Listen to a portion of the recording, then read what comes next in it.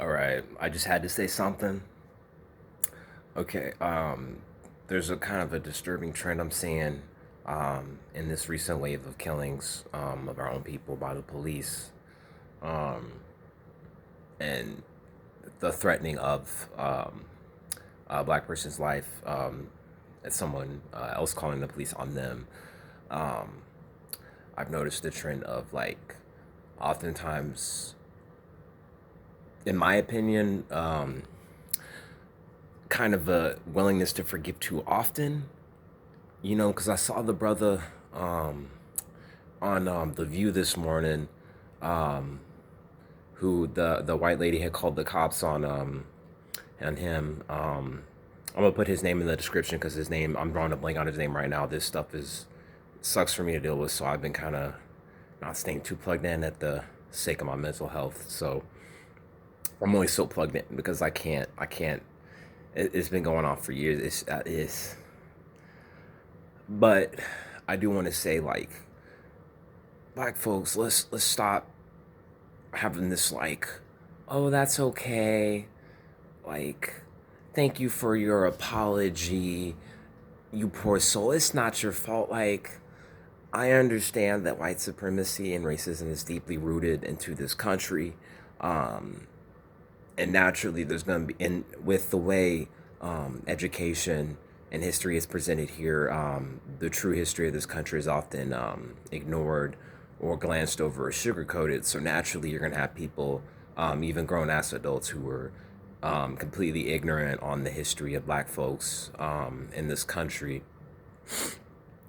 um, but I feel like at some point we got to say, like, like, forget all that. Like, it's like with white folks, it's y'all turn to do something. You know what I mean? Like, it's not on us to feel the burden of forgiving our oppressors.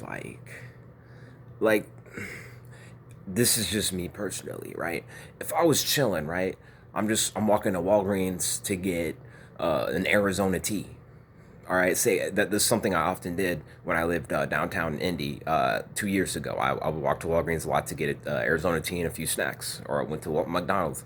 If I was walking to Walgreens, right, and I got into a dispute with a white lady over something minor, and she said, "Yeah, I'm gonna call the cops on you and say that a black man's threatening me if I don't get my way."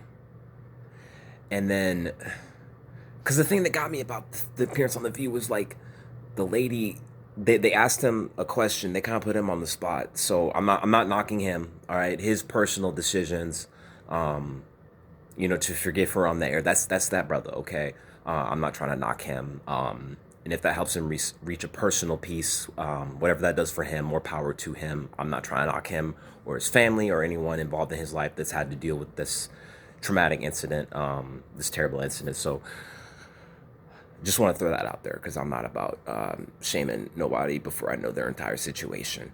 Um, I just want to say, like, let's just have a more, like,